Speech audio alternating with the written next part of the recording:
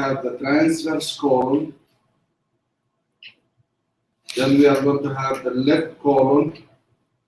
Then we are going to have the rectum and the anus. Here we are going to have the liver. And here we are going to have the spleen. So this is in general. This is in general. So here the esophagus, I mean the food which comes, the food we eat goes to the esophagus, goes to the stomach for digestion. Here we are going to have a sphincter which is called pyloric sphincter. The pyloric sphincter does not allow the food comes from the stomach to the duodenum unless each piece is going to be just 2 mm. So very minute, very small. I mean, looks like the semi-liquid, semi-fluid. So it goes to the duodenum, goes to the small intestine. Remember the small intestine, the first part, this is called jejunum. And the second part, this is called ileum. So from the ileum here, we have another valve, which is called ileocecal valve. So the food, now, I mean the fluid comes from the ileum to the large intestine. We just make a line here. This is the cecum. Then up this line to the hepatic angle, this is called the right colon. Then look here, we have a splenic angle. So from the hepatic angle to the splenic angle, this is transverse colon. Here we have the left colon. Then we have the sigmoid. Then we are going to have the rectus. Now, if we look to our abdomen here, we are going to have, this is the abdomen. This is the abdomen. We are going to have the umbilicus here.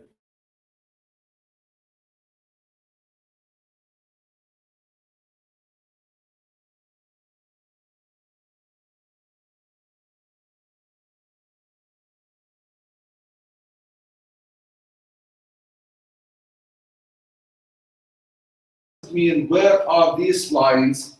This is the subcostal. So here the subcostal and here the subcostal. So this is an imaginary line on the subcostal. And here we are going to have the iliac spine with the iliac spine. So an imaginary line here from the left side to the right side. Now we are going to make a line in the midclavicular line through the abdomen. So it's going to go here. And it's going to go here. So how many parts here? We are going to have one here. This is number 1. This is number 2. This is number 3. Here we are going to have number 4. Here we have number 5, 6, 7, 8, and 9. Now, let us see what are these. The number 1, where is the umbilicus? Here, this is called mesogastric. Mesogastric. Now, above the mesogastric here, this is called epigastric. Epigastric. And below here, you are going to have the hypogastric. Now, if you look to this area here, this is the right hypochondrium, and this is the left hypochondrium. Eso es el flanco izquierdo, eso el flanco derecho. Aquí tenemos la fosa ilíaca derecha y aquí la fosa ilíaca izquierda. So means 9 quadrant. This is the mesogastric, this is the epigastric and hypogastric. The right iliac fossa and the left iliac fossa. Left flank and the right flank. The right hypochondrium and the left hypochondrium. And this is just, it looks like a picture of this here.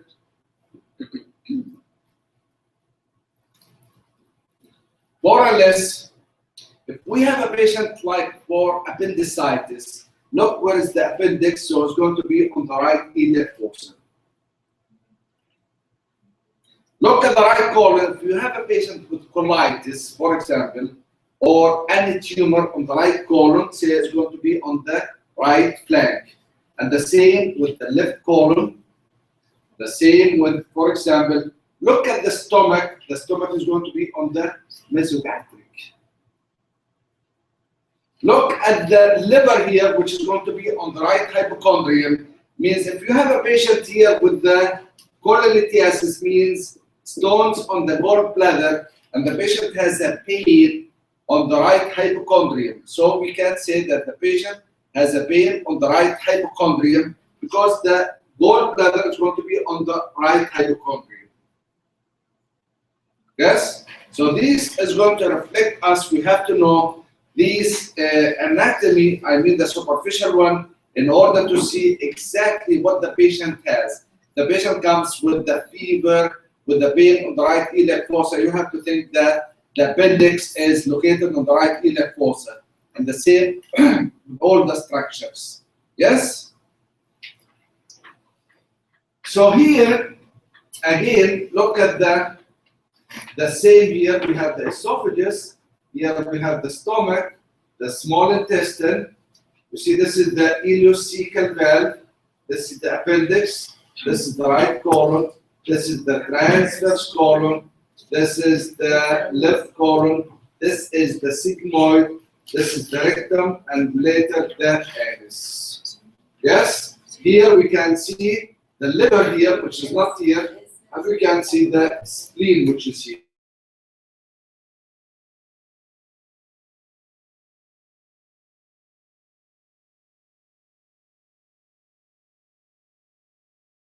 Cavity.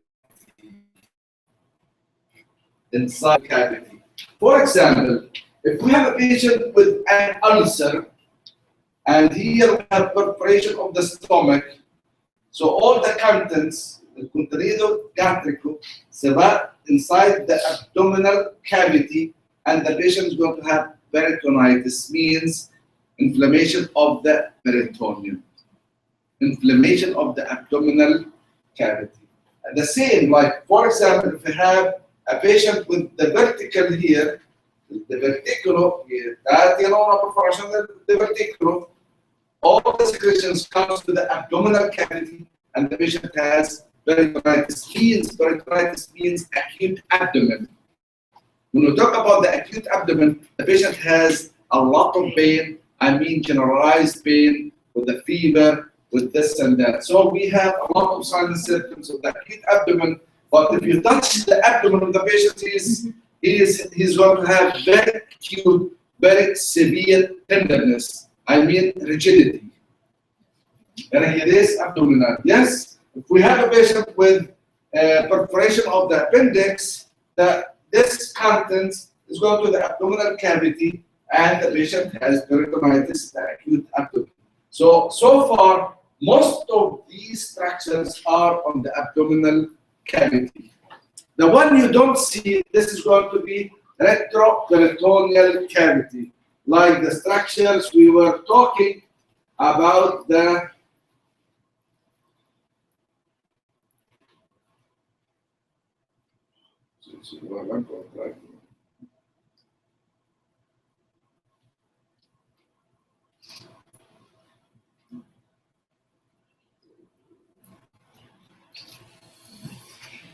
now, entonces here you see this is the spleen, which is going to be on the left hypochondrium. This is the stomach. Now you see here, which is yellow in color. The yellow in color, this is what we call the greater omentum. The greater omentum, or le peplum major, this is between the greater curvature of the stomach to the transverse colon, and this one is going to go all the way and is going to cover the small intestine. So this is what we call the greater omentum. Look here, here we have the liver.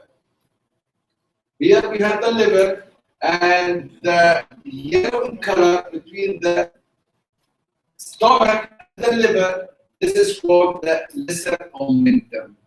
So lesser omentum and the greater omentum.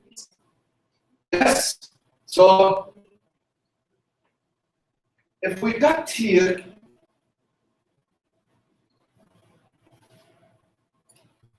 I mean the greater omentum, we can go to the retroperitoneal cavity.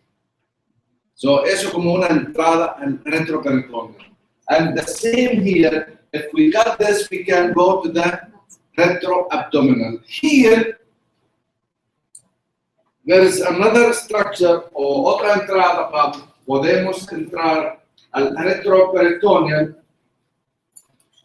Okay, so far here, this is the lesser omentum. This is the large omentum. Yes? Between the spleen and between the stomach, here what we have, what? The splenogastric ligament or gastrosplenic ligament. You see here the diaphragm, and the diaphragm is going to connect it to the stomach. So this is what we call the gastrodiaphragmatic ligament here, or gastrophrenic ligament, the same.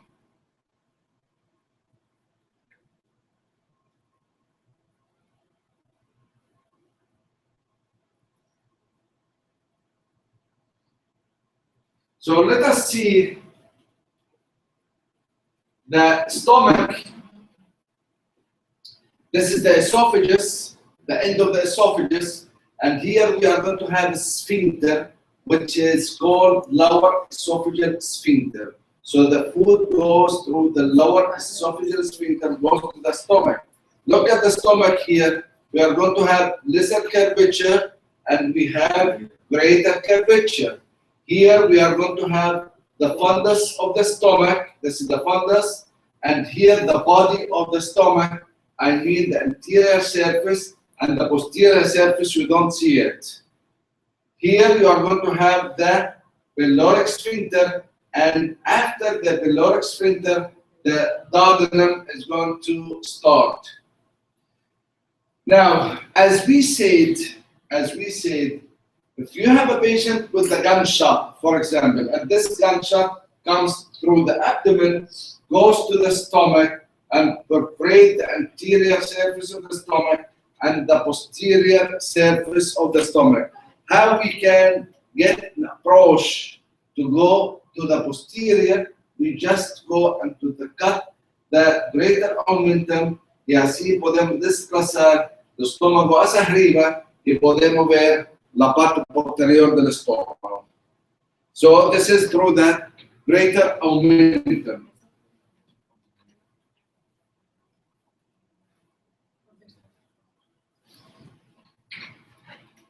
Again, this is more or less in order to see the structures. Then we got the details here. The esophagus, remember the esophagus, we are going to have three parts. We are going to have cervical part, which is here, then goes to the thoracic part, and the abdominal part, which is only 2 centimeters. 2 centimeters. The thoracic part is going to be the longest, and the cervical part is going to be just at the level of the neck. Yes? Here you have the liver. We say this is on the right hypochondrium. This is, look at the duodenum, which it looks like C in shape. C in shape. And this is the pancreas. So these organs, we didn't see it on the first slide because these organs are retroperitoneal. So whether the duodenum, I mean the second, the third and the fourth part of the duodenum, and the pancreas, look at the pancreas here. We are going to have the head of the pancreas. We are going to have the body and the tail of the pancreas. The tail of the pancreas is going to just join here with the spleen. Look at the spleen, we don't see it here because this is intra-abdominal cavity. But these structures are going to be on the retro-abdominal cavity. What does it mean? What does it mean, retro-abdominal cavity? For example, if we have a patient with pancreatitis, inflammation of the pancreas, yes? So maybe today, if the patient has pancreatitis, it's not going to have acute abdomen, I mean at the beginning, because that ras. Our con el tiempo, he's going to have very severe pain. But anyhow, the retroperitoneal organs are going to be at the beginning mild silent symptoms. Later is going to be severe because this is behind the peritoneal cavity. The peritoneal cavity is going to be covered by peritoneum, all the wall of the abdomen, anterior and posterior. But the posterior, the one which is going to have intraperitoneal, means in front of the peritoneum, anterior to the peritoneum, or posterior to the peritoneum. The liver is going to be intra-abdominal. The spleen is going to be intra-abdominal. The stomach is going to be intra-abdominal. The first part of the duodenum is going to be intra-abdominal. The rest of the duodenum here is going to be on the retroperitoneum. Now, if you look to the large intestine,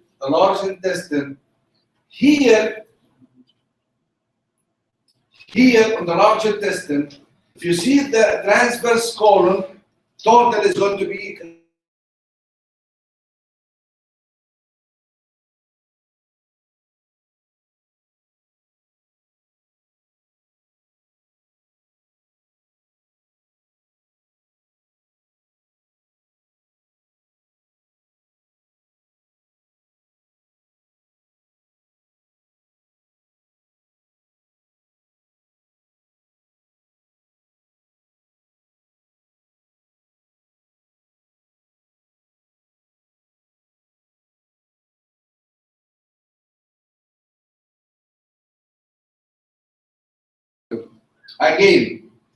If we have a patient with a gunshot here, and the gunshot goes to the anterior part of the colon, the secretions of the colon goes to the abdominal cavity and the patient has peritonitis. But well, the first perforation, the anterior perforation is going to be anterior, we can see it. But how we will see the posterior one, we have to go to the retroperitoneum. What we are going to do, we are going to cut this fascia and this fascia called tall fascia. So if we cut this fascia, we can just displace the colon and we can see the posterior perforation. What does it mean? That the anterior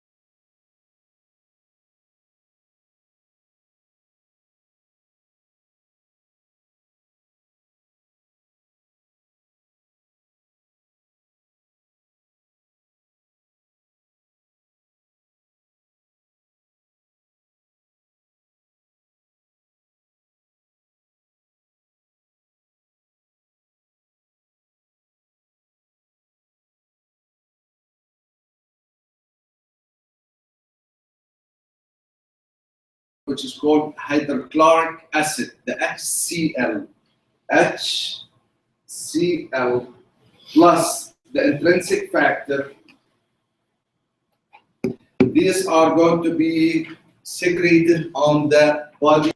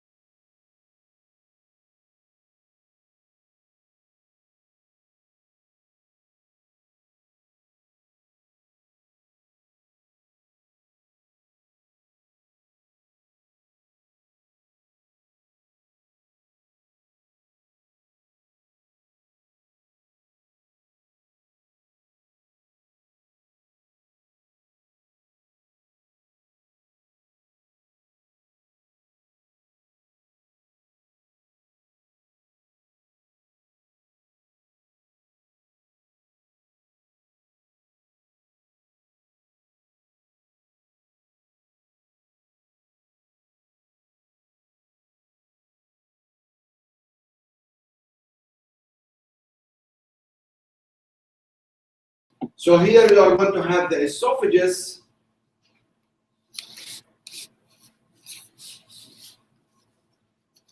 and look at the esophagus here. We are going to have the layers. What are the layers of the esophagus from outside to inside, or inside to outside? Inside we are going to have mucosa, submucous, and we are going to have muscular layer. We don't have serosa, serous. The only part is going to have serous serosa is going to be the